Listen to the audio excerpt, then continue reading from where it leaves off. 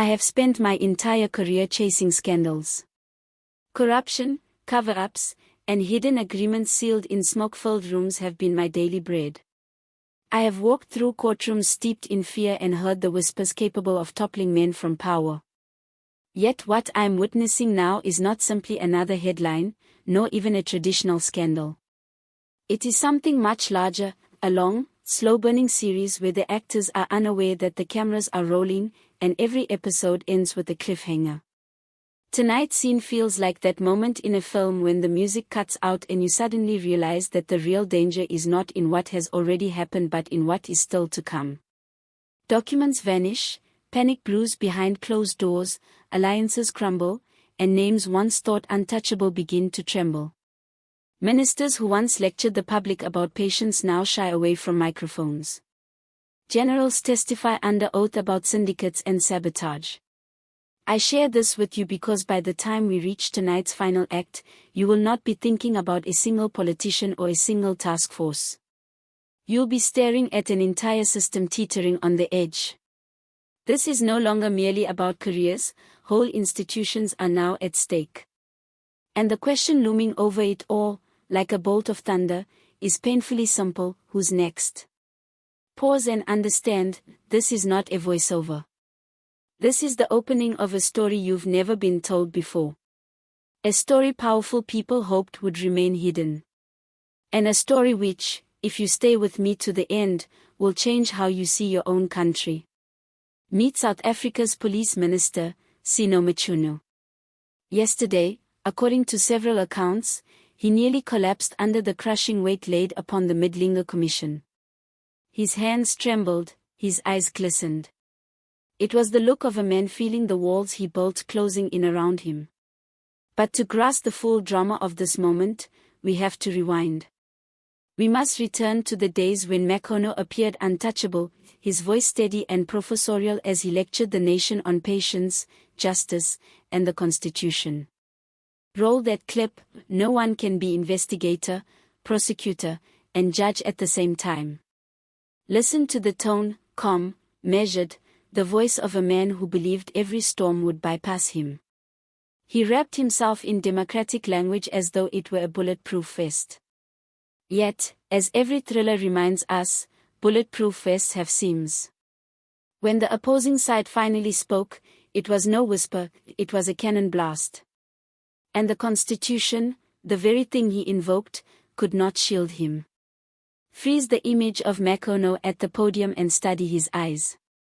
It's not just trust you see there but a faith in time itself, a belief that, if you wait long enough, truth will drown under paperwork. But time has a cruel sense of humor in such stories. Right after his lecture on patience, Lieutenant General Mkhwanazi walked away, and when he opened his mouth, the popcorn practically made itself. This was no disgruntled junior officer. Mkhwanazi was a decorated general. What he described to the commission was no misunderstanding, it was a machine. Every door he knocked on locked itself. Calls to the National Commissioner went unanswered. The minister blocked Parliament. Silence. This was not exaggeration. This was a career officer testifying that the system itself had been built to keep him out. And then came the dynamite. Mkhwanazi did not merely point fingers, he detonated a charge. He named names. He stated that the minister's associates were in contact with a syndicate. He claimed there was evidence. He said those associates were prepared to testify under oath. No whispered gossip. No backstage rumor. A general declared, under oath, that the police minister was entangled in criminals' decisions. Now you understand why Mchunu's knees buckled. But wait, how does an entire task force get shut down? How do 121 dockets vanish from the national office? Enter crime analyst Habang Bagopa. He explained it with the precision of a surgeon holding an X-ray. Investigators build strong cases. Dockets rise to the top. Then they disappear. Rank shields the generals. Juniors dare not ask questions. Investigating the powerful transforms you into their enemy. Listen to the coolness in his voice. This isn't drama, it's procedure. Rank becomes a shield. Files turn into bargaining chips. Spies are treated like traitors for simply doing their jobs. Now picture the evidence on a wall the way intelligence officers do. July 2018, Political Killings Task Force launched. December 30, 2024, progress made, weapons linked to 4 murders. December 31, team disbanded. March 2025, 121 dockets handed to the National Office. July, the minister takes leave, a commission is born. Read that timeline aloud and you hear more than just administrative steps. You hear the click of a plug being pulled, the urgency of investigators who finally connected the dots, and the shock of being shut out right at the moment of success. Monzi's testimony isn't satire, it's a map. First inside the channels, then Parliament, then the public. He tried protocol, then exposure, and still nothing moved. Bagopa's analysis matches Monzi's map point for point. The general describes locked doors, the analyst explains why they're locked. Meanwhile, the minister preaches patience and justice. Yet in that same period, 121 dockets vanish from the top. Here, patience isn't a virtue, it's a graveyard. Fairness ceases to be a principle and becomes a delaying tactic. And now, as the cameras roll, you're not watching a press conference, you're watching a thriller. Decorated offices, disappearing evidence, a minister on the edge. Stay tuned.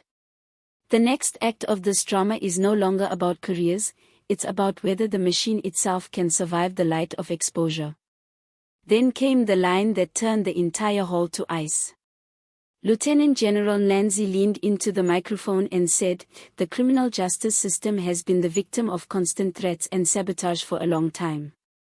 3 words floated in the air like smoke, constant sabotage falling. He wasn't describing a few isolated acts of graft. He was describing a termite-infested house, a structure everyone keeps painting over while its beams collapse. Heads bowed. Pens stopped moving. Even the cameras held their breath. Then, in the same steady voice, Mondi began naming names: Sino Mkhwanazi, Shadrach Sibia, the prosecutors, the police, the businessmen, even the judiciary. To mention a minister under oath is not to gossip. It is to declare war. One by one, the names fell like hammers, each strike louder than the last. This is no longer the tale of one man. It is a spider's web, tug one thread and the entire structure shudders. At the far end of the table sits crime analyst Habangang Bagopa. He shows no emotion. He is clinical. And that makes him frightening. Because when the silent expert and the furious general describe the same machine, you know it isn't imaginary, it's real. He sketches it for the commission like an architect unrolling blueprints. A constable can be grilled. A captain can be interrogated.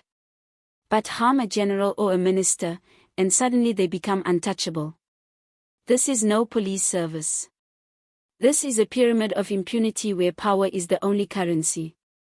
This is not merely a story of fainting spells, denials, and press conferences, those are just surface ripples. The true story is structural, a justice system devouring its own evidence. Detectives become suspects. Ministers plead for patience while files burn behind closed doors. And the public, watching from outside, sees no smoke until it's too late. I nearly dropped my coffee hearing all this at the Molina Commission. Because if insiders are admitting the machine is falling apart, where can ordinary South Africans turn for safety? Now imagine the screen filled with 4 images and a timeline. Red ink circles every date: July 2018, April 2024, December 30th, December 31st, March 2025. These aren't just dates, they are heartbeat, a countdown to collapse. You can feel the tension in the room like static. Everyone knows something is happening. No one knows who will be next. That's the suspense. Somewhere right now, another name is on another list. Another warrant waits for a signature. Another giant is about to run. Stay with us, because what happens next is not merely politics. This is history in motion, unpredictable and about to unfold in ways no one could have imagined.